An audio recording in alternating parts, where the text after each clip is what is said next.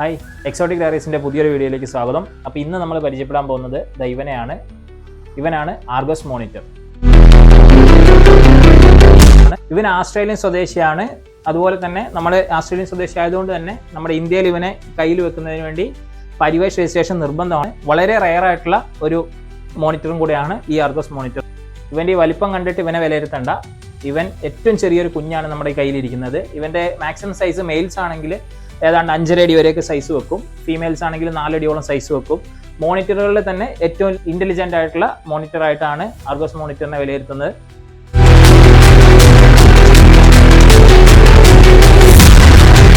അതുപോലെ തന്നെ ഇവനെ നമ്മൾ വളർത്തുമ്പോൾ ഭക്ഷണമായിട്ട് ഇവൻ ഫുൾ കാർണിവോറസ് ആയതുകൊണ്ട് തന്നെ ഫുള്ള് നോൺ വെജ് ഭക്ഷണം തന്നെ ഇവന് കൊടുക്കണം.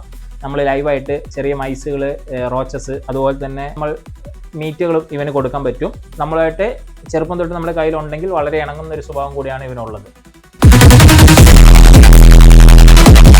അപ്പോൾ അടുത്ത വീഡിയോയിൽ ഇതുപോലെ മറ്റൊരു വ്യത്യസ്തമായ എക്സോട്ടിക് പെറ്റിൻ്റെ വിശേഷങ്ങളായിട്ട് കാണാം.